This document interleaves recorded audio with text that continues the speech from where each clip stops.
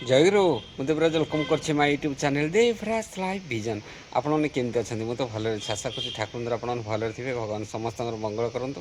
ଆସନ୍ତୁ ଯିବା ଗୋଟେ ନୂଆ ବ୍ଲଗ୍କୁ। ଆଜି ନୂଆ ବ୍ଲଗ୍ରେ ଆମେ କେଉଁଠି ଯିବା? ଆଜି ଯିବା ଆମେ କେଉଁଠିକି ନା ଚକେଇସାଣି ଯିବା, ଯେଉଁଠି ଆମର ପ୍ରତ୍ୟେକ ଏରିଆରେ ତ ଏବେ ଯେଉଁ ବାର୍ଷିକ ସତ୍ସଙ୍ଗ ଅଧିବେଶନ ହେଉଛି। ଚକେଇସାଣିର ଭାଇ ମାଆମାନଙ୍କର ଯେଉଁ ମିଳିତ ସହଯୋଗ ଯେଉଁ ବାର୍ଷିକ ସତ୍ସଙ୍ଗ ଅଧିବେଶନରେ ସାଧାରଣ ସଭାରେ ଆମର ଶ୍ରଦ୍ଧେୟ କାହାର ଶ୍ରଦ୍ଧେୟ ଶିବାଶିଷ ଭାଇଙ୍କର ବହୁତ ସୁନ୍ଦର ଯାଜନ ତାଙ୍କର, ମାନେ ପୁରା ଅଗ୍ନିବର୍ଷଣ ଯାଜନ ତାଙ୍କର। ଆଉ ଶିବାଶିଷ ଭାଇଙ୍କର ଯାଜନଟା ଟିକେ ଦେଖିବା ଆଜିର ବ୍ଲଗ୍ରେ। ଆପଣଙ୍କୁ କେମିତି କ'ଣ ଲାଗୁଛି ନିଶ୍ଚୟ କମେଣ୍ଟ କରି ଜଣାଇବେ। ଆଉ ଡେରି କରିବାନି, ଆସନ୍ତୁ ଯିବା ଦେଖିବା ଚକେଇସାଣି ସାଧାରଣ ସଭାରେ ଶ୍ରଦ୍ଧେୟ ଶିବାଶିଷ ଭାଇଙ୍କର ବହୁତ ସୁନ୍ଦର ଯାଜନ। ଆସନ୍ତୁ। परम प्रेम परम दयाल श्री श्री ठाकुर, परम आराध्या जगत जननी श्री श्री बड़मा, परम पूज्यपाद श्री श्री बड़दा आज संघ नेता आचार्य श्रीचरण मोर कोटि कोटि प्रणाम निवेदन करे। आज सत्संग उपस्थित वरेण्य ऋतिक देवता, भक्तिमती मातृमंडली, श्रद्धास्पद गृहता मंडली, छोट छोट पिला माने एवं ए माइक्रो स्वर जे पर्यंत शुभा जाए समस्त सत्संगी श्रोताबंधु मानक मोर अंतर राय एवं जय गुरु। शक्ति भाई मोर पूर्ववर्ती वक्ता अति सुंदर भावरे आउ निडर भावरे अति साहसर सहित निजर गुरुंकर परिचय दौथिले एवं एई जे जीवन रे गुरु आसंती आउ आमर जीवन अनुप्रविष्ट करंती स्पेशली श्री श्री ठाकुरंकर एई जे आम जीवन रे गुरु होई आसीबार माध्यम होउची ए बीज मंत्र जोटा श्रद्धेय हेम भाई कहथिले। एई जे बीज मंत्रटी आमे ग्रहण करिचु एटा प्रकृत रे करे कोन? मोर पूर्ववर्ती भाई कहले जे नाम मनुष्य को तीक्ष्ण करे, ध्यान मनुष्य को स्थिर और ग्रहण क्षम करे। एक्चुअली एटा दरकार कोन? एई जो नामटी मनुष्य को तीक्ष्ण करे आउ तार एई ब्रेन सेल्स जोड़ा बहुत भाव आलोचना हेची। एमिति की जर्मनी रे रिसर्च हेची, एई साउंड्स एंड वाइब्रेशंस ऊपर रिसर्च हेकी से केते प्रकार सब कंक्लूजन काढिचंती। एथिरे भी अछि आम पूर्व जो ऋषि माने थिले केमती बाय चैंटिंग एई मंत्र जो माने चैंट करूथिले तांकर केमती ब्रेन सेल्स कोरा हाईली डेवलप्ड होउथिला और बेसी एक्टिवेट होउथिला। एटा साइंस भी प्रूव करिछि। आ श्री श्री ठाकुरंकर एई जे बीज मंत्र जेतेबेले ब्रेन सेल्स माध्यम रे एई वाइब्रेशन जेतेबेले पहुंचे सेतेबेले ठाकुर कहते ब्रेन सेल्स शार्पर हो उठे। शार्पर होवा माने कोन? एई जे पूर्वरु गोटा अबुझा मनुष्यटा किछि जे कहउछन्ते निर्बोध मनुष्यटा बुद्धि सुद्धि नाही, ज्ञान नाही, तार विवेचना शक्ति नाही, डिसीजन मेकिंग एबिलिटी नाही, जजमेंटल पावर नाही, मेमोरी पावर नाही, एई जो सबु दिगरु एई जो कम रे थिबा ई मनुष्यटार कोडी विकास लाभ हुए। एई बीज मंत्र द्वारा एई मनन द्वारा तार एई चारित्रिक गुण गोरा धीरे धीरे विकास लाभ करे एवं तार जीवन रे से जो अवस्था रे अछि सेठु तार उन्नति घटे। आजिर एई समाज रे यार एई जो कथार एसेंसटा केमती?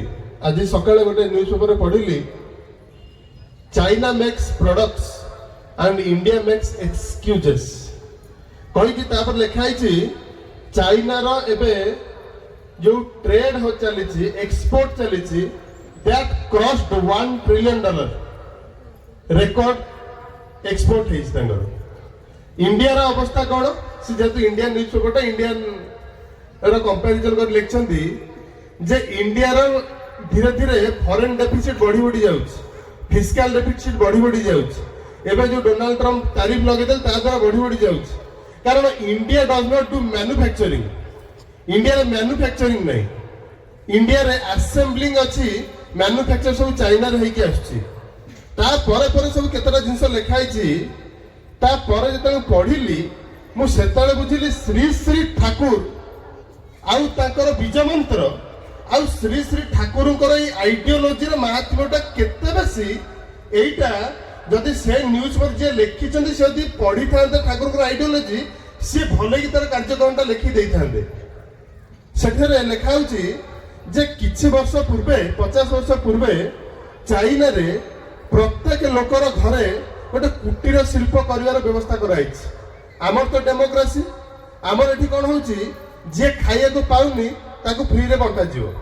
ତାଙ୍କର କ'ଣ ଯିଏ ଖାଇବାକୁ ପାଉନି ତାକୁ ସବୁ ସରଞ୍ଜାମ ଦିଆଯିବ, ତୁ ବାପା କିଛି ତିଆରି କରିକି ବିକ୍ରି କର, ତୋର ମ୍ୟାନୁଫ୍ୟାକ୍ଚରିଂ ଆବିଲିଟିଟା ବଢା, ତୋର କର୍ମଦକ୍ଷତା ବଢା। ଏଇଟା ହେଲା ଚାଇନାରେ। ଭାରତରେ କ'ଣ ହେଲା ଆପଣ ଦେଖୁଛନ୍ତି, ଏତିକି ଟଙ୍କା ଦିଆଯିବ ଏଇ ଯୋଜନା, ଏତିକି ଏସବୁ ବ୍ୟବସ୍ଥା ଆପଣ ସବୁ ଜାଣିଛନ୍ତି। ମୁଁ ଏଟା କହୁନି, ଷ୍ଟାର୍ଟ କରିଥିଲେ କରୁଣାନିଧି ସେ ତାମିଲନାଡୁର, ତାପରେ ସବୁ ଦିଆହେଲା ସାଇକେଲ, ଟିଭି, ଇଏ ସିଏ କ'ଣ କ'ଣ ସବୁ ଦିଆହେଲା। ପ୍ରକୃତରେ ୟାର ଯଦି ମୂଳ କାରଣକୁ ଯିବା, ଅବସ୍ଥାଟା ଯେ ଏଇଠି ଯେ ଭାରତରେ ଏତେ ଫ୍ରି ବିଚ୍ ବଣ୍ଟା ଯାଇଛି, ଏଇ ଯୋଉ ମାଗଣାରେ ସବୁ ଦିଆ ହେଇକି ଭାରତୀୟମାନଙ୍କର ଚରିତ୍ରଟା ଆସି କୋଉଠି ଏମିତି ମାଗଣାରେ ଦିଆ ହେଇକି ଆଜି ଅବସ୍ଥା ଏଇଆ ହେଇଛି। କେଭି ସୁବ୍ରମଣ୍ୟମ ଜଣେ chief advisory of economics government of ଇଣ୍ଡିଆର ଫର୍ମର ଚିଫ୍ ଆଡଭାଇଜରୀ, ସିଏ କହୁଛନ୍ତି ଯଦି ଏମିତି ଭାରତୀୟ ଲୋକମାନଙ୍କର ଭିତରେ ଦକ୍ଷତା ସୃଷ୍ଟି କରାଯାଏନି ଆଉ ଏମିତି ଫ୍ରି ବିଚ୍ ବଣ୍ଟା ଯାଏ, ଧୀରେ ଧୀରେ ଭାରତଟା ଶ୍ରୀଲଙ୍କା ହେଇଯିବ, ନହେଲେ ଭାରତଟା ପାକିସ୍ତାନ ବି ହେଇଯାଇପାରେ। କାହିଁକି ଏଇ ଯୋଉ ମାଗଣାରେ ପଇସା ଦିଆ ହଉଛି ଏଇଟା କୋଉଠୁ ଆସୁଛି? ଗଭର୍ଣ୍ଣମେଣ୍ଟରୁ ଆସୁଛି। ସିଏ ପୁଣି ଏଇ ଯୋଉ ପଇସାଟା ଦିଆ ହଉଛି ସିଏ ସେଟା ଆଣିବ କୋଉଠୁ? ତାପରେ ସବୁ ଦରଦାମ ବୃଦ୍ଧି ପାଉଛି। ହବା ଦ୍ୱାରା କ'ଣ ହଉଛି, ଆମେ ଯୋଉ କ୍ଷୀରଟା ଯେତିକି କିଣୁଥିଲେ ଏବେ ସେଟା ବଢିଗଲାଣି, ଯୋଉ ଟିଭିଟା ଯେତିକି କିନ୍ତୁ ସବୁ ବଢିଗଲାଣି। ଧୀରେ ଧୀରେ କ'ଣ ହଉଛି, ଆମଠୁ ହିଁ ପଇସା ଯାଉଛି, ଇନଫ୍ଲେସନ ବଢୁଛି। ଆଉ ଏଇଟା ବଢି ବଢି ଧୀରେ ଧୀରେ କ'ଣ ହଉଛି, ଆମେ ଯେତେ ଟଙ୍କା ରୋଜଗାର କଲେ ବି ନିଅଣ୍ଟ ଏବେ ଶୁଣୁଥିବେ, ଲକ୍ଷେ ଟଙ୍କା ରୋଜଗାର କଲେ ଆଗରୁ କେତେ, ଏବେ କେତିକି ହେଇସାରିଲାଣି। କାରଣ ମୂଳରେ ହଉଛି ଏଇଟା। ଠାକୁର ଏଡ ବଡ ସମସ୍ୟାର ମୂଳୋତ୍ପାଟନ କରିବା ପାଇଁ କି ସେତେବେଳେ କହିଥିଲେ ଯେ କୃଷି ଶିଳ୍ପ ଆଉ ଏଇ ନିରାପତ୍ତା ଉପରେ କେମିତି ଆମେ ଟିକେ ଧ୍ୟାନ ଦେବା ଦରକାର, କୁଟୀର ଶିଳ୍ପ କରିବା ଦରକାର, ପ୍ରତ୍ୟେକ ମଣିଷ ତାର ଯୋଗ୍ୟତା ଦକ୍ଷତା ବଢେଇବା ଦରକାର, ପ୍ରତ୍ୟେକ ମଣିଷକୁ ଏମିତି ଏଜୁକେସନ ଦେବା ଦରକାର ଯାହା ଦ୍ୱାରା ତାର ବୈଶିଷ୍ଟ୍ୟ ଅନୁସାରେ ସିଏ କିଛି କରିପାରିବ, ସିଏ ସେବା ଦେଇପାରିବ, ସିଏ କିଛି ସେବା ଦେଇକି ଏମିତି କିଛି ମାନେ ଉପାର୍ଜନର ପନ୍ଥା ଆପଣେଇ ପାରିବ, ସିଏ କାହା ପାଇଁ ଡିପେଣ୍ଡେଣ୍ଟ ହବନି। ଏବେ ପିଏମ ମୋଦି କହିଛନ୍ତି ଯେ ମାକଲେର ସେଇ ଯୋଉ ସ୍ଲେଭରି ମାଇଣ୍ଡସେଟ୍ ଇଣ୍ଡିଆରୁ କାଢିବାକୁ ପଡିବ, ନହେଲେ ଭାରତ ବେଶୀ ଦିନ ତିଷ୍ଠି ପାରିବନି। ତା ମାନେ କ'ଣ, ଶ୍ରୀ ଶ୍ରୀ ଠାକୁରଙ୍କ ପାଖକୁ ଗୋଟେ ସେ ଲୋକଟା ଯେମିତି ଆସିଛି ତାର କିଛି ପଇସା ରୋଜଗାର ଭରିକା ନାହିଁ, ଠାକୁର କହୁଛନ୍ତି କିରୋସିନ ବେପାରଟା କରିପାରିବୁ ନା? ଠାକୁର କରିବି। ଠାକୁର କିଛି ସର୍ତ୍ତ କହୁଛନ୍ତି କିରୋସିନ ବେପାର କରିବୁ କିନ୍ତୁ ଯେତିକି ଦାମ ତାଠୁ କମରେ ବିକିବୁ। ଆଉ ଯେ ଲୋକମାନେ ଆସିବେ ତାଙ୍କର ସେ ଯୋଉ କିରୋସିନ ଡବା ଟିକେ ପୋଛିଦେବୁ, ଯାହାର ଠିପି ନଥିବ ଠିପି ଟିକେ ଦେଇଦେବୁ, ଯାହାର ବୋତଲ ନଥିବ ବୋତଲ ଟିକେ ଦେଇଦେବୁ, ଏଇସବୁ ବ୍ୟବସ୍ଥା କରିବୁ। ସିଏ ଏମିତି କିଛି ଦିନ କଲା, କିଛି ଦିନ କରି କରି କରି କରି ଧୀରେ ଧୀରେ କ'ଣ ହେଲା, ସେ ଯୋଉ କିରୋସିନ ଆଣୁଥିଲା କିରୋସିନର ସେ ଡବା ଘର ତା ପାଖେ ଭର୍ତ୍ତି ହେଲା। ଠାକୁର ତାକୁ ବିକିଦେ, ବିକି ଦେଇକି ଲାଭବାନ ହେଲା। କିଛି ଦିନ ପରେ ଏମିତି କରୁ କରୁ କରୁ କରୁ ତା ପାଖରେ ଗହଳି ଲାଗିବାକୁ ଲାଗିଲେ, ଯିଏ ମେନ୍ କିରୋସିନ ବିକା ତା ପାଖରେ ହେଲେନି। ତାପରେ ଧୀରେ ଧୀରେ ଠାକୁର କହିଲେ ଯେତିକି ଆଣୁଛୁ ସେତିକିରେ ବିକି, ସିଏ ଧୀରେ ଧୀରେ ସେତିକିରେ ବିକିଲା। ଏମିତି ହେଲା ଅବସ୍ଥା, ଯିଏ କିରୋସିନ ସେଠି ବିକୁଥିଲା ଯୋଉଟା ତାଙ୍କର ମେନ୍ ହୋଲସେଲ, ୟାକୁ ମିଳିଲା ତାପରେ ଟେଣ୍ଡର। ଏଇ ସେବା ମାଧ୍ୟମ ଦେଇ, ଏଇ ଚରିତ୍ର ମାଧ୍ୟମ ଦେଇ, ଏଇ କର୍ମଦକ୍ଷତା ସୃଷ୍ଟି କରି ଜୀବନରେ ଶ୍ରୀ ଶ୍ରୀ ଠାକୁର ଏଇ ଆଜିର ଯେ ଯୋଉ ସମସ୍ୟା ତାର କିନ୍ତୁ ମୂଳୋତ୍ପାଟନ କରିଦେଇ ପାରନ୍ତି। ଠାକୁର ରକ୍ଷା କରିବେ, ଠାକୁରଙ୍କର ସେଟା ହଉଛି ଯେମିତି ପରମ ପିତା ନିଜର ପିଲାମାନଙ୍କୁ ରକ୍ଷା କରୁ ସେଟା ସେ କରିବେ। ଏବେ ଠାକୁରଙ୍କର ଆକ୍ଚୁଆଲି ଆମେ ଏଟା ଭାବୁ, ବହୁତ ଲୋକ ଭାବନ୍ତି ଏଇ ଯୋଉ ସତ୍ସଙ୍ଗ, ଏଇ ଯେ ଠାକୁର ବହୁତ ବାବା ବାହାରିଲେଣି, ବହୁତ ଗୁରୁ ବାହାରିଲେଣି, ବହୁତ ଭଗବାନ ବାହାରିଛନ୍ତି, ସିଏ ବି ରକ୍ଷା କରୁଛନ୍ତି, ତାଙ୍କର ବି ବହୁତ ଘଟଣା ଅଛି, ୟାଙ୍କର ବି ସେମିତି ଅଛି। ଆକ୍ଚୁଆଲି ସେଇଟା ଅଛି, ତା ସହିତ ଶ୍ରୀ ଶ୍ରୀ ଠାକୁରଙ୍କର ସବୁଠୁ ବଡ ଜିନିଷ ହଉଛି ଠାକୁର ରିଅଲ ୱାର୍ଲଡ ପ୍ରୋବ୍ଲେମକୁ ସଲ୍ଭ କରିବାର ବାଟ ଦେଖିଛନ୍ତି ତାଙ୍କର ଆଇଡିଓଲୋଜି ମାଧ୍ୟମ ଦେଇ। ଯେକୌଣସି ବି ଅସୁବିଧା ହଉ, ଯେକୌଣସି ପ୍ରୋବ୍ଲେମ ହଉ, ଆପଣ ନ୍ୟୁଜ ଉପରେ ଯାହା ପଢନ୍ତୁ, ଶ୍ରୀ ଶ୍ରୀ ଠାକୁରଙ୍କର ଆଇଡିଓଲୋଜି ଭିତରେ ତାର କିନ୍ତୁ ସମସ୍ୟାର ସମାଧାନ ଥିବ। ଠାକୁର ଚାହୁଁଥିଲେ ପ୍ରତ୍ୟେକ ଘରୁ ଗୋଟେ ଗୋଟେ ଇଣ୍ଡଷ୍ଟ୍ରି ବା ସ୍ମଲ ସ୍କେଲ ଇଣ୍ଡଷ୍ଟ୍ରି ଷ୍ଟାର୍ଟ ହେଇପାରିବ। ଠାକୁରଙ୍କର थिबा समयरू ठाकुर सेठी कार्पेंट्री स्टार्ट करथिले, सेठी प्रिंटिंग प्रेस स्टार्ट करथिले, सेठी से मेकानिकल इंजीनियरिंग स्टार्ट करथिले, गोटे विश्व विज्ञान का आरंभ होइतिला, एजुकेशनल केते कोन ठाकुर माने केही किछि जानि नथिले, ठाकुर तांको सिके सिके वैशिष्ट्य माने वैशिष्ट्य अनुसार तांको सब सिके दिथिले। आउ सेठी अभाव नथिला, क्रोर्स ऑफ रुपीज रो जिनसटा आरंभ हो जाइतिला से पाटना रे, पुणी ठाकुर तांको छाड़ी पुणी देवघर आसिले। ता माने एई जे नाम ते हमें पाइछे, आजिर समाज रे जो यूथ आमर शार्पनेस नहीं, आ जो सेकंड कथा कहले स्थिर ग्रहण क्षम, ता माने कोन करे नाम आम भितर निष्ठा टिकक बढ़ाए। आ जदि कुहा जीवो गोटे पिला को तू 7 दिन एई काम डेली कर, से 7 दिन को 7 दिन करिया पे असमर्थ कहीं आज्ञा, ता भितर निष्ठार अभाव, एई जो गोटे काम को धरी रखी करिवार एईटा अभाव। आउ ठाकुर आलोचना प्रसंग कहउचंदी मनुष्यर प्रवृत्ति संगे जो युद्ध हुए ता पई जो एनर्जी लागे सी बेले बेले सेठी हारी जाए, आउ तार कर्म दक्षता सृष्टि हे पारे। किंतु जदि नाम करे ताहले एई नाम करिबा द्वारा जो शक्ति आहुरी संचारण होए, सेई शक्ति बढ़िबा जोगु प्रवृत्ति जनित से जो युद्धरू जीति की आहुरी एनर्जी बळे, सी तार कामटा करि पारे, एईटा नाम करि पारे। आ तत्सहित जेहेतु युवक मान कथा कुआउची, आउ तांकर कर्म दक्षता कथा कुआउची, पूज्य नरेंद्र बसचन तांक कथा न कहिकी कथाटा सारी हबनी। एई ऊपर कथाटा पूज्य नरेंद्र मु रेकॉर्डिंग सुनिची, हमर श्रद्धेय अविनाश साईंकर कहउथिले से निज गोटे आरएसएस मेंबर थिले, जेतबे जानती आरएसएस मीटिंग को एमिति स्पीच दिया हुए पूरा रूम टांकरी उठे, आ पूरा फायर स्पीच माने एमिति की सांगे सांगे मनुष्य कोनटा करदेव, किंतु 7 दिन भी सेटा तिष्टि रहे ना। आरएसएस कथा डेडी कहउछन्ते हमर जातीय चरित्रटा होछ एमिति, हमर एठी धरी रखियार क्षमता होछ एमिति, आमे 7 दिन भी से जिंसटा को ठीक रे धरी रखि पारुना। तेनु जेते बड़ बड़ स्पीच हो, जेते बड़ बड़ प्रोग्राम हो, जा हो, जेते हजार भल कथा सुनिले भी ए धरी रखियार कैपेबिलिटी बढ़िबो, सेते बेले जेते मनुष्यटी नाम टिके ग्रहण करिवो। एई यूथ मानकर जहा दादा प्रचलन कले एई तेज बीर्य पराक्रम दरकार, ता पई एक्सरसाइज दरकार, ता पई के मातुरतु संयम दरकार, ता पई के आदर्शमुखी चलनी दरकार। ए सब भितर जो मनुष्यटी थिबो से एडा बड़ शक्तिटा को धारण करि परिबो। एईटा नथिला के धारण, कारण सत्संग बहुत जगह अछि।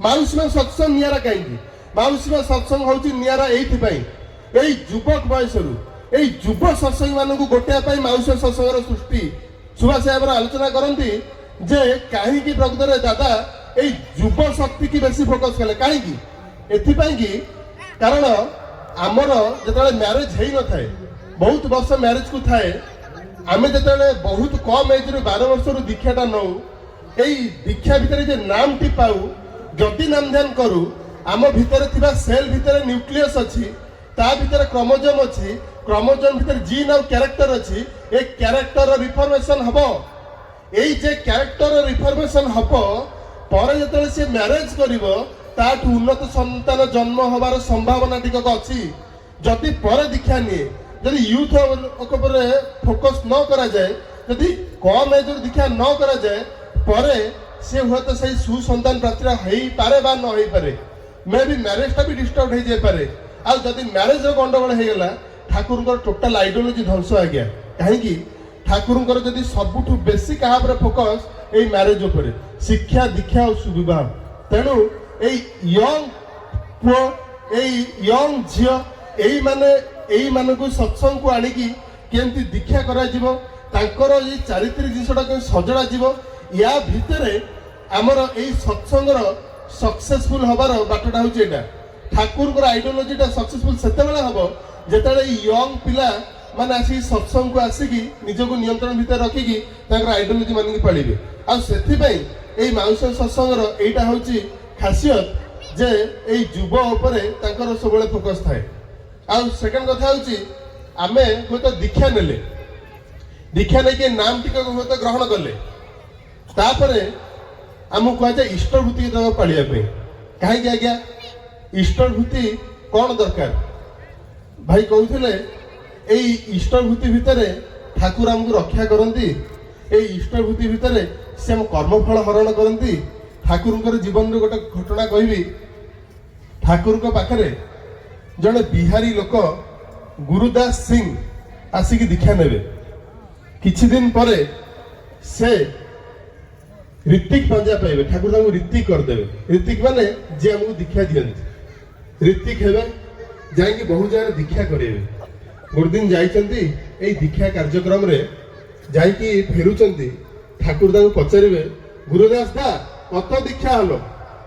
ଇଏ କହିବେ, ଠାକୁର 20ଟା ଦୀକ୍ଷା ହେଲା। ନା, ଠାକୁର ସେଠୁ କହିବେ, ଖୁବ ଭଲ। ସିଏ ତାଙ୍କର ଗୋଟେ ଜିଜ୍ଞାସାଟା ଠାକୁର ପାଖରେ ରଖିବେ। କହିବେ, ଠାକୁର ମୁଁ ତ ଗଲି 20ଟା ମାତ୍ର ଦୀକ୍ଷା ହେଲା, କିନ୍ତୁ ମୋର ଗୋଟେ ଅନୁଭୂତି ହଉଛି ଏଇଆ, ଯଦି ଆମେ ଏଇ ଦୀକ୍ଷା ଭିତରୁ ଇଷ୍ଟଭୂତି ଟିକକ କାଢିଦେବା, ଇଷ୍ଟଭୂତି ଟିକକ ମାଇନସ କରିଦେବା, ବହୁତ ଦୀକ୍ଷା ହବ। ଆମେ ଯେତେ ଚିନ୍ତା କରିପାରିବା ତାଠୁ ବହୁତ ଦୀକ୍ଷା ହବ, ଆଉ ବହୁତ ଇଜିଲି ହବ। କାହିଁକି? ମଣିଷ ଯେମିତି ଆମେ ଶୁଣୁ ସଂସାରରେ ଦବାକୁ ଆଉ ମରିବାକୁ ଆଜ୍ଞା ଭଲ ପାଏନି। ଡେଲି ପଇସା ଥୋଇବ, ଡେଲି ଟଙ୍କାଟା ଥୋଇବ, 30 ଦିନକୁ ପୁଣି ପଠେଇବ, ଇଏ ଆଜ୍ଞା ଭଲ ଲାଗୁନି। 30 ଟଙ୍କିଆ ଗୁପଚୁପ ବି ଗୋଟେ ସନ୍ଧ୍ୟାରେ ସେ ନିଅଣ୍ଟ ଗୁପଚୁପକୁ, କିନ୍ତୁ ଗୋଟେ ମାସକୁ 30 ଟଙ୍କାଟା ପଠାହବ, ସେଇଟା କିନ୍ତୁ ଆମକୁ ବହୁତ କାଠିକର ପାଠ। ଏଇଟା ଯେହେତୁ ମଣିଷ ଭିତରେ ଅଛି, ଦବାର ଭାବଟା ଏତେ ମାନେ ପ୍ରୋମିନେଣ୍ଟ ନୁହଁ, ସିଏ ଠାକୁରଙ୍କୁ ଏ କଥା କହିବେ, ଏ ଠାକୁର ଆପଣ ଯଦି ଇଷ୍ଟଭୂତିଟା ବନ୍ଦ କରିଦିଅନ୍ତି ବହୁତ ଦୀକ୍ଷା ହେଇଯିବ। ଠାକୁର ସବୁ କଥା ଶୁଣିକି ବହୁତ ମନ ଦୁଃଖରେ ତାଙ୍କୁ କହିବେ, ତୁ ବି ଏଇ କଥା କହିଲୁ? ଏ କଥା କହିକି ମନ ଦୁଃଖରେ ପଛପଟକୁ ବୁଲିକି ବସି ପଡ଼ିବେ, କିଛି କହିବେନି। ସେ ଗୁରୁଦାସ ଦା ପଳେଇବେ। କିଛି ଦିନ ଯାଇଛି, ତାଙ୍କର ପାଦର ଗୋଟେ ଫୋଟକା ହବ। ସେ ଫୋଟକା ଧୀରେ ଧୀରେ ବଢିବାକୁ ଲାଗିବ। ଫୋଟକା ଏମିତି ବଢିବ, ସବୁ ମାଂସ ଗୋଟେ ଗୋଟେ ଗୋଟେ ଗୋଟେ ପାଚିବାକୁ ଲାଗିବ। ଗୋଟେ ପାଦର ଫୋଟକାଟା ଆସିକି ଜଙ୍ଘ ପର୍ଯ୍ୟନ୍ତ ପହଞ୍ଚିବ। ସିଏ ଆସିକି ଠାକୁରଙ୍କୁ କହିବେ, ଠାକୁର ମୁଁ ରକ୍ଷା ପାଇବାକୁ ଚାହୁଁଛି। ଠାକୁର କହିବେ, ଡକ୍ଟର ଅଛନ୍ତି, ଯା ଦେଖା। କୋଲକାତା ଯିବି, ଇଏ କରିବେ, ସବୁ ଡକ୍ଟରଙ୍କୁ ଦେଖେଇବେ। କନକ୍ଲୁଜନ ହଉଛି ଏଇଆ, ଗୋଡ କାଟିବାକୁ ପଡିବ ଆଣ୍ଠୁ ତଳକୁ। ଯେତେବେଳେ ଏଇ ଅବସ୍ଥା ହେବ, ସେତେବେଳେ ଗୁରୁଦାସ ଦା ଆସିପାରିବେନି ଠାକୁରଙ୍କ ପାଖକୁ। ସେତେବେଳେ ତାଙ୍କର ଭାଇ ହରିଦାସ ଦା ସିଏ ଠାକୁରଙ୍କ ପାଖକୁ ଆସିବେ। କହିବେ, ଠାକୁର ଏଇ ଗୁରୁଦାସ ମୋ ଭାଇ, ସିଏ ତ ଆପଣଙ୍କର ଦୀକ୍ଷା ନେଲା, ଇଷ୍ଟଭୂତି କରେ, ଋତିକ ପାଞ୍ଜା ପାଇଛି, ସେ ତ ଇଷ୍ଟକର୍ମ କରେ, ତାର ଏମିତି ଅବସ୍ଥା ହେଲାଣି, କଣ ଠାକୁର କହୁଛନ୍ତି ଗୋଡଟା କାଟିବାକୁ ପଡିବ ଆଣ୍ଠୁ ତଳକୁ, ଏଇଟା କଣ କେମିତି କରିବା, କେମିତି? ଠାକୁର ସେଠୁ କହିବେ, ତୁ ମତେ ଏତେ କଥା କହନି, 10 ଟଙ୍କାଟା ଦେ। ସିଏ ସେଠୁ ଆଶ୍ଚର୍ଯ୍ୟ ହବ, କଣ 10 ଟଙ୍କା ମାଗିଲେଣି, ମୁଁ ଏତେ କଥା କହୁଛି, କହୁଛନ୍ତି 10 ଟଙ୍କା ଦେ। ସିଏ ସେଠୁ 10 ଟଙ୍କାଟା ଦେବେ। ତା ପରଦିନ ପୁଣି ଆସିବେ, କହିବେ, ଠାକୁର କଣ କରିବା? ନା ମତେ 20 ଟଙ୍କା ଦେ। ସେକେଣ୍ଡ ଦିନ 20 ଟଙ୍କା ଦେବେ। ପୁଣି ଥାର୍ଡ ଦିନ ଆସିବେ, ମତେ 30 ଟଙ୍କା ଦେ। 30 ଟଙ୍କା ଦେବେ। ଡେଲି ଆସିବେ, ଠାକୁର ଡେଲି 10 ଟଙ୍କା ବଢେଇବେ। ଏମିତି ଚାଲିବ, 40 ଟଙ୍କା 50 ଟଙ୍କା, ଚାଲି 15ତମ ଦିନ ଯୋଉ ଦିନ ଆସିବେ, ଠାକୁର କହିବେ 150 ଟଙ୍କା ଦେ। ସେଇ ଯୋଉ 150 ଟଙ୍କା ଯେତେବେଳେ ଆଣିକି ଦେବେ, ଏପଟେ ଦଉଛନ୍ତି, ଧାର ଧାର ଆଖିରୁ ଲୁହ ଗଳୁଛି। କହିଲେ, ଠାକୁର ମୁଁ ଏବେ ବୁଝୁଛି, ଆପଣ ମତେ କାହିଁ କହୁଛନ୍ତି ଆଣିକି ଦେ।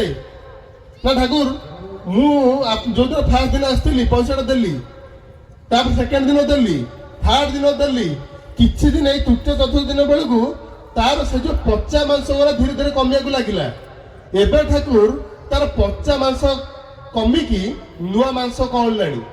ଡକ୍ଟର କହୁଛନ୍ତି ଯେ ଇଏ ଠିକ ହେଇଯାଇପାରେ, କୋଉ ଟ୍ରିଟମେଣ୍ଟ କରୁଛ ଆମେ ଜାଣିନୁ, ୟାର ଟ୍ରିଟମେଣ୍ଟ ନାହିଁ, କିନ୍ତୁ ଯୋଉ ଟ୍ରିଟମେଣ୍ଟ କରୁଛ ସେଇ ଟ୍ରିଟମେଣ୍ଟ ଚଲାଅ ବାବା। ଏଠି ସେ ଇଏ ନାହିଁ, ମାନେ କୋଉ ଏଲୋପାଥି ଇଏ ସବୁ ନାହିଁ, ତମେ କୋଉ ପାଥି କରୁଛ ସେଟା କର, ସିଏ ଠିକ ଅଛି ଡକ୍ଟର କହିଲେଣି।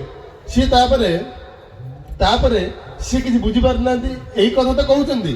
ପରେ ଜଣେ ଭକ୍ତ କେଷ୍ଟଦା ଠାକୁରଙ୍କ ଯୋଉ କଥା କହୁଥିଲେ, ତାଙ୍କୁ ବୁଝଉଛନ୍ତି କେମିତି ଠାକୁର କର୍ମ ଫଳଟା ହରଣ କରନ୍ତି ଏଇ ଇଷ୍ଟଭୂତି ମାଧ୍ୟମ ଦେଇ, ଏଇ ଦବା ମାଧ୍ୟମ ଦେଇ। କର୍ମ କରି ଯାହା ପାଅ, ଇଷ୍ଟ କର୍ମେ ଯଦି ଦାଅ, ଦେଇ ହଇଲେ ଧନ୍ୟବାଦ, ତବେ ହିଁ କର୍ମ ଫଳ ତ୍ୟାଗ। ତାମାନେ ଆମେ ଏଇ ଯେ ଇଷ୍ଟଭୂତି ଡେଲି ଦଉ, ତା ଭିତରେ ଠାକୁର ଆମର ଡେଲି ଡେଲି କର୍ମଫଳ ହରଣ କରନ୍ତି। ଏଇଟା ଖାଲି ସେବେ ହେଇଥିବା ଘଟଣା ନୁହଁ ଆଜ୍ଞା, ଏବେ ବି ହଉଛି, ଆଜି ବି ହଉଛି। ଯୋଉମାନେ ଇଷ୍ଟଭୂତି ଦେଇଛନ୍ତି ତାଙ୍କର ବି ହେଇଛି, ଆଜି ସକାଳେ ବି ହେଇଛି। ଯୋଉମାନେ ମାନେ ପ୍ରଦୂଷଣ କରୁଛନ୍ତି, ଜଣେ ଗୁରୁମା ମତେ ତାଙ୍କର ଜୀବନ ଗୋଟେ ଅନୁଭୂତି କହିଲେ, ସେଟା ଖାଲି ତାଙ୍କର ଅନୁଭୂତି ନୁହଁ, ମୋର ବି ବହୁତ ଜଣଙ୍କର ଅନୁଭୂତି। କହିଲେ ଭାଇ ସେ ବହୁତ ସାନ ଷ୍ଟୁଡେଣ୍ଟ, ସେ ଦୀକ୍ଷା ନେଇଛନ୍ତି, ମତେ କହିଲେ ଭାଇ ଯେବେ ମୁଁ ଦୀକ୍ଷା ନେଲି ତା ପୂର୍ବର ଗୋଟେ ବର୍ଷ ଥିଲା ମୋ ପାଇଁ ଟ୍ରାଜେଡି। ମୋର ଏମିତି ସବୁ ସହପାଠୀ ଥିଲେ, ଏମିତି ସବୁ ସାଙ୍ଗ ଥିଲେ, ମୋ ବାପା ବହୁତ ରାଗୁଥିଲେ ଆଉ ବହୁତ ମାନେ ବିଶୃଙ୍ଖଳା ଆମ ଘର ହଉଥିଲା। ତାଙ୍କର ଦୀକ୍ଷିତ ପରିବାର, ସେ କହୁଥିଲେ ଏତେ କଦର୍ଯ୍ୟ ସାଙ୍ଗ ଥିଲେ ଯେ ମୁଁ ଗୋଟେ ଖରାପ ପାଠକୁ ପଳେଇଥାନ୍ତି। କିନ୍ତୁ ମୁଁ ଯେହେତୁ ବାପା ଦୀକ୍ଷିତ ଥିଲେ, ବାପା ମତେ କଥାବାର୍ତ୍ତା କଲେନି ମୋର ଏଇ ଚଳନି ଦେଖିକି। ମୁଁ ସେଠୁ କ'ଣ କଲି, ମୁଁ କହିଲି ବାପା କଥା କାମ କରି ବାପାଙ୍କର ପ୍ରିୟ ଜିନିଷ ହଉଛି ଦୀକ୍ଷା ନେବା। ମୁଁ ବାପାଙ୍କୁ କହିଲି ବାପା ମୁଁ ଦୀକ୍ଷା ନେବି, ଆଉ ମୁଁ ଦୀକ୍ଷା ନେଇଗଲି। ମୁଁ ଦୀକ୍ଷା ନେଇକି ଯେମିତି ଇଷ୍ଟବୃତ୍ତି କରିଲି, ମୁଁ ଦେଖିଲି ମୋର ଯୋଉ ସବୁଠୁ ଖରାପ ସାଙ୍ଗ ତା ବାପାର ଟ୍ରାନ୍ସଫର ହେଇଗଲା। ଆଉ ଗୋଟେ ଖରାପ ସାଙ୍ଗ ତାର ସ୍କୁଲ ଚେଞ୍ଜ ହେଇଗଲା, ଆଉ ଗୋଟେ ଖରାପ ସାଙ୍ଗ ତାର କଣଟେ ଚେଞ୍ଜ ହେଇଗଲା, ଟ୍ୟୁସନ ଚେଞ୍ଜ ହେଇଗଲା। ଏମିତି ହେଇକି ମୋ ସାଙ୍ଗରୁ ସେ ସବୁ ଦୂରେଇ ଗଲେ। ଆଉ ମୁଁ ଧୀରେ ଧୀରେ ପରେ ବୁଝିଲି, ବାବା ଯାଜନ କରନ୍ତି ଯେ ଏଇ ଇଷ୍ଟ ଭିତରେ କୋଉଠି କର୍ମଫଳ ଘଟେ। କର୍ମଫଳ କଟେ କେମିତି ଆଜ୍ଞା? ଆମର ଜୀବନରେ ହଠାତ୍ କିଛି ହୁଏନି। ଗୋଟେ ଘଟଣା ଯେତେବେଳେ ଘଟିବ ଜଣଙ୍କର ଜୀବନରେ, ଜଣେ ଆମର ସତ୍ସଙ୍ଗରେ ଜଣେ ଭାଇ ଆସି କହିଲେ ଯେ ଗୋଟେ ସାଙ୍ଗର ଅଛି ତାର ସୁଇସାଇଡ ହେଇଗଲା। ନା କେମିତି? ନା ପ୍ରେମ କରୁଥିଲା, ପ୍ରେମ ପରେ ସିଏ ଇଏ ହେଲାନି, ମ୍ୟାଚ୍ ଫ୍ୟାଚ୍ ହେଲାନି, ସୁଇସାଇଡ କରିଦେଲା। ସେ ଭାଇ ଜଣେ ଥିଲେ, କହିଲେ ସୁଇସାଇଡ ସେ ଆଜି କରୁନି, ସେଇଦିନ କଲା ଯୋଉଦିନ ପ୍ରେମ କରୁଥିଲା। ତାମାନେ ରେଜଲ୍ଟଟା ଆମେ ଦେଖୁଛେ ଗୋଟେ ଘଟଣାରେ, ଗୋଟେ ଲୋକଟା କର୍ମଫଳ ଭୋଗୁଛି, ହଇରାଣ ହଉଛି। କାର୍ଯ୍ୟକାରଣଟା ସୃଷ୍ଟି ହଉଛି ବହୁତ ଆଗରୁ। ଯୋଉମାନେ ଇଷ୍ଟବୃତ୍ତି କରନ୍ତି, ଠାକୁର କ'ଣ କରନ୍ତି, ଯେମିତି ଗୋଟେ ଛୋଟ ଗଛଟାକୁ ଲଗେଇଲେ ଡେଲି ପାଣି ଦିଆଯାଏ, ତା ଚାରିପଟୁ ସେ ଯୋଉ ଉଇଡ୍ ସରାକୁ କଢାଯାଏ, ଯେମିତି ସବୁ ବ୍ୟବସ୍ଥା କରିଲେ ସେ ରକ୍ଷା ପାଇକି ଗଛଟା ବଡ ହୁଏ। ଠାକୁର ସେମିତି ଆମ ଜୀବନରେ ଥିବା ଏଇ ଯୋଉ ଦୁର୍ଭାଗ୍ୟ, ଏଇ ଯୋଉ କର୍ମଫଳ ଧୀରେ ଧୀରେ ଧୀରେ ଧୀରେ ସାଇଡ କରନ୍ତି ଆଉ ଆମକୁ ରକ୍ଷା କରନ୍ତି, ଆମର ଏମିତି ଜୀବନଟାକୁ ବଦଳନ୍ତି। ସେଇଥିପାଇଁ କୁହାଯାଏ ଇଷ୍ଟବୃତ୍ତି କେବେ ଛାଡିବନି, ଯାହା କରୁଛ କର। ଗୁରୁ ଭାଇ ମାନେ ଦେଖିଲେ ବହୁତ ଲୋକ ଭାବନ୍ତି ଯେ ଏଇ ତ ପଇସା ପତ୍ର କିଛି, ଜଣେ କହିଲେ 30 ଦିନକୁ ଥରେ ଦେଇଦେଲେ ହବନି। ହଁ, 30 ଦିନକୁ ଥରେ ଦେଇଦେଲେ ବି ହବ, କିନ୍ତୁ ଏଇ ଯୋଉ ନିତ୍ୟ ପ୍ରତ୍ୟକ୍ଷ କରିକି ଯୋଉ କର୍ମଫଳଟା ଉଠେ, ଆମର ଠାକୁର ଗ୍ରହଣ କରନ୍ତି, କର୍ମଫଳଟା କାଟି ଦିଅନ୍ତି, ଏଇଟା କିନ୍ତୁ ହେଇପାରିବନି ଆଜ୍ଞା। ସେଥିପାଇଁ ଯେତେବେଳେ ଜଣେ ଇଷ୍ଟବୃତ୍ତି ବନ୍ଦ କରେ, ବହୁତ ଗୁରୁ ଭାଇ ମାନଙ୍କୁ, ମା ମାନଙ୍କୁ ମୁଁ ଶୁଣିଛି କହିବାର, ଭାଇ ତୋର ଗୋଟେ ଖରାପ ବେଳା ପଡିଛି, ଇଷ୍ଟବୃତ୍ତି ବନ୍ଦ କରିଦେଉଛି, ଆରେ ଇଷ୍ଟବୃତ୍ତିଟା ଭାଇ କରିବୁ, ଇଷ୍ଟବୃତ୍ତି କେବେ ବନ୍ଦ କରିବୁନି। ଆଉ ଏଇ ଯୋଉ ଇଷ୍ଟବୃତ୍ତି ଆମେ କରୁ, କର୍ମଫଳ ଠାକୁର ଉଠାନ୍ତି, ୟା ଭିତରେ ଠାକୁର ରକ୍ଷା ମଧ୍ୟ କରନ୍ତି। ବେଳେ ବେଳେ ଡାଇରେକ୍ଟ ରକ୍ଷା କରନ୍ତି, ବେଳେ ବେଳେ ଇନଡାଇରେକ୍ଟ, କେତେ ପ୍ରକାର ଭାବରେ ଠାକୁର ରକ୍ଷା କରନ୍ତି। ଠାକୁରଙ୍କର 1946 ମସିହାରେ ଗୋଟେ କଥାଟା କହୁଛି। ଠାକୁରଙ୍କ ପାଖକୁ ଆସୁଛନ୍ତି ଶ୍ୟାମାଚରଣ ମୁଖର୍ଜୀ, ସିଏ ଥିଲେ ଯେମିତି ଏବେ VHP ବିଶ୍ୱ ହିନ୍ଦୁ ପରିଷଦ, ସେତେବେଳେ ସେ ଥିଲେ ତାଙ୍କର ପ୍ରେସିଡେଣ୍ଟ। ସିଏ ଠାକୁରଙ୍କ ପାଖକୁ ଆସି ଠାକୁର ଗୋଟେ ହିନ୍ଦୁ ମହାସଭା କରିବା। ଠାକୁର କହୁଛନ୍ତି আমি তো বুঝে আর্য মহাসভা করলে ভালো হয়, গোটে আর্য মহাসভা করিকি হিন্দুকে ডাক, মুসলিমকে ডাক, সমস্ত ডাক। কাইকি বঞ্চা বড়িয়ার নিয়মটা সমস্ত পাই। যে মুসলিমটা ভাবুছি কাফের তাকে মারিদেবি, ঠাকুরଙ୍କର ইসলাম প্রসঙ্গে অছি যে কাফের মানে অন্য ধর্মকে পালুথিবা লোক নুহে, যে ধর্মকে ন মানে সি হেলা কাফের। মানে বঞ্চা বড়িবার নিয়মটা যে ন মানে সি হেলা কাফের, আর মারিদেবা মানে তাকে ডেথ করিয়া নুহে। তা ভিতরে থিবা এই যে ধর্ম প্রতি ঘৃণা, বঞ্চিয়া বড়িয়া ভিতরে ঘৃণাকে কাটি দেওয়া হুয়ে যাজন মাধ্যম দেই। ঠাকুরଙ୍କର এইটা হচ্ছে ডেফিনেশন কাফের। সেই ঠাকুর সেপাই কହୁଛନ୍ତି ତାଙ୍କୁ ହିନ୍ଦୁ ମୁସଲିମ ଖ୍ରୀଷ୍ଟିଆନ ସମସ୍ତଙ୍କୁ ଡାକ, ସମସ୍ତଙ୍କୁ ଡାକିକି ଧର୍ମ ଯୋଉ ଆୟୋଜନ କରିବା କଥା କର। ସେ ସେଟା କରିପାରୁନାହାନ୍ତି, ଖାଲି ହିନ୍ଦୁକୁ ଡାକିକି କରୁଛନ୍ତି। ପରେ ପରେ ଠାକୁର ତାଙ୍କୁ କହୁଛନ୍ତି 1946 ମସିହାରେ କହୁଛନ୍ତି ତୁରନ୍ତ ଗୋଟେ କାମ କର, ବହୁତ ହିନ୍ଦୁ ଲୋକମାନଙ୍କୁ ସ୍ଥାନାନ୍ତର କରିକି ବେଙ୍ଗଲ ଆଣ। ବାରମ୍ବାର କହିଛନ୍ତି, ବହୁତ ଲୋକଙ୍କୁ କହିଛନ୍ତି। ବେଙ୍ଗଲର ମାନେ ସେତେବେଳେ ଯିଏ ଥିଲେ ମିନିଷ୍ଟର ତାଙ୍କୁ କହିଛନ୍ତି। ସମସ୍ତେ ହଠାତ୍ କ'ଣ ହବ, କିଛି ଦିନ ଖାଲି ଠାକୁର ସମସ୍ତଙ୍କୁ କହିବେ ବେଙ୍ଗଲକୁ ଲୋକ ଆଣ, ବେଙ୍ଗଲକୁ ଲୋକ ଆଣ, ହିନ୍ଦୁ ଲୋକଙ୍କୁ ଆଣ, ହିନ୍ଦୁ ଲୋକଙ୍କୁ ବଢାଅ। ଏଇଟା କେହି କିଛି ବୁଝିପାରିବେନି, ସେ ଦିଗରେ ବେଶୀ କେହି କିଛି କରିବେନି। ହଠାତ୍ ଗୋଟେ ଦିନ କ'ଣ ହବ, ଏଇ ଯେ ପାର୍ଟିସନର କଥା ଉଠିବ, ମହମ୍ମଦ ଯୋଉ ଅଲି ଜିନ୍ନା ସେ ପାର୍ଟିସନର କଥା ଆରମ୍ଭ କରିବେ। ଧୀରେ ଧୀରେ କ'ଣ ହବ, ପାର୍ଟିସନର ରେଖା ବେଙ୍ଗଲ ମଝି ଦେଇକି ଯିବ। ଯୋଉଟା ସେପଟେ ବାଂଲାଦେଶ ହେଇଛି, ଏପଟେ ହେଇଛି, ସେ ମଝିରେ ଗୋଟେ ଗାଁ ଥିବ, ମାନେ ସେଟା ସହର ଥିବ ନୟାଖଲି ବା ନୂଆଖାଲି।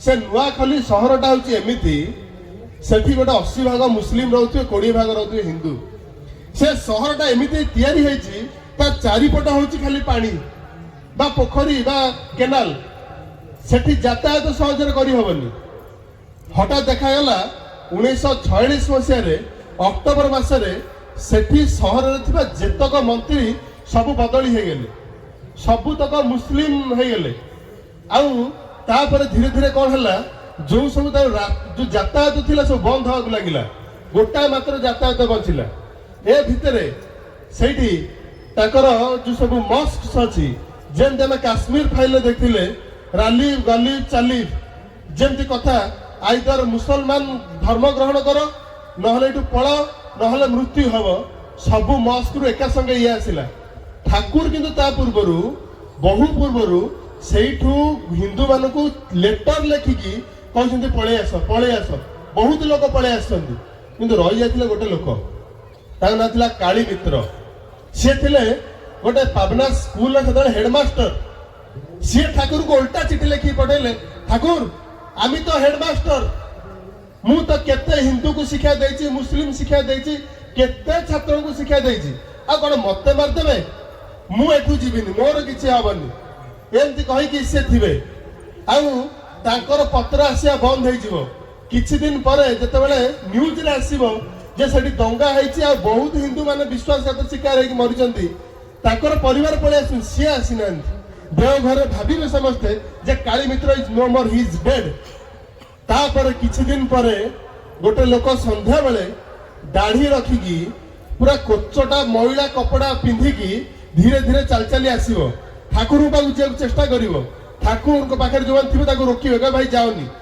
तबे एंती जाइछो ठाकुर के ताको आसिया दियो से जतले चादर घुड़ी के आस्तिबे ठाकुर कहबे काली किरे कोन केंते आसिलु तू तो को सब बुझिबा तू आग जा धोई धाई हेकी खाई पी के आस से संध्या बेला आसिक से घटनाटा वर्णना करेंगे से कहे ठाकुर हठात दिन कौन है सबू एमती माने मस्जिद रु ए सब कथा आसला सब हिंदू मान कन्वर्ट हो ना मर मुझे भाविली मोर किसी हेनी गोटे मोर स्टूडेंट अच्छी सी आसला आ मत कहला दादा आपण मुंडे 25,000 टकार कथा माने एमती रखाई जदि आपन को माने डेथ करा हबो मृत्यु आपण हेबे 25,000 टका मिलियो आज राति आपन मारदेबे आज राति भीतर पलांतु सी भाभी पारिन कौन करी कुआडे जीवी चारिआडे तो सब बंद बंद होगी अच्छी सेतेबेले एका लयरे श्री श्री ठाकुर भाई संध्यारे प्रार्थना पर बसचंदी नाम करचंदी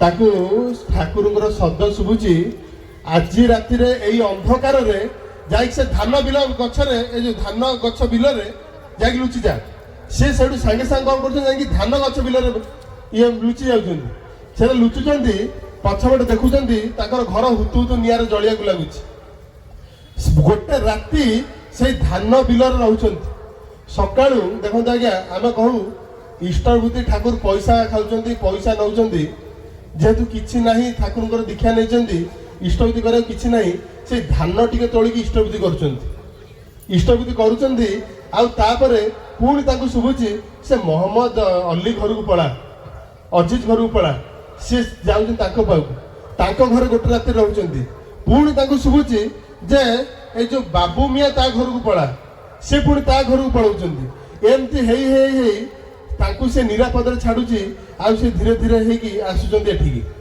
आज आज्ञा जो अवस्था जो घटना चारि पार्श्वर घटुची आमे जदि भले कि जदि टिके तन तन करी माने चिंता करू एई जो घटना ताको से सेटा आम सहित हबनी तार किछि ग्यारंटी नहीं रिसेंटली हेमंत विश्व शर्मा गोटे कथा कहते जे Jharkhand can be next Bangladesh Bangladeshi immigrant जाइकी सेठी एसटी आदिवासी स्त्री लोक बाहा हेकी तांकर बहुत पिला जन्म करछंती आ एसटी जेतो आदिवासी महिला मानकर पार्लियामेंट रे अछि मेंबर ऑफ हमार कोटा से सेठी रही की ताको रूल करछंती आ एटा बहुत राज्य रे चालुछ आ एटा हमरा बहुत संभावना अछि जदी आमे न जागु जदी आमे एकत्रित न हो जदी हमर एई जो ठाकुर कहिले आत्मरक्षा भली वीर्य प्रस्तुति शक्ति सहति जदि न थाए तेरे पशु बल आगे सरेंडर करिया भीतर दे ନିଜର ବଞ୍ଚିବା ବଢିବା ତିଷ୍ଠି ରହେ ନା।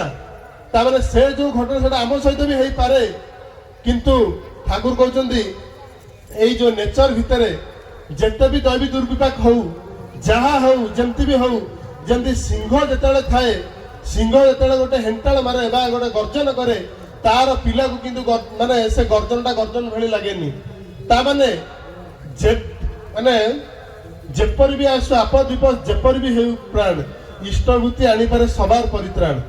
ତାମାନେ ଯେଭଳି ଅବସ୍ଥା ହେଉ, ଯାହା ହେଉ, ଏଇ ଇଷ୍ଟଭୂତି ଟିକକ ଛାଡିଆନି, ଏଇ ଠାକୁରଙ୍କର ଏଇ ରକ୍ଷାର ସୂତ୍ର ଟିକକ ଛାଡିଆନି। ମୋର ସମୟ ସଂକ୍ଷିପ୍ତ, ଖାଲି ଶେଷ କିଛି ଧାଡି କହିକି କଥାଟା ଏଣ୍ଡ କରିବି।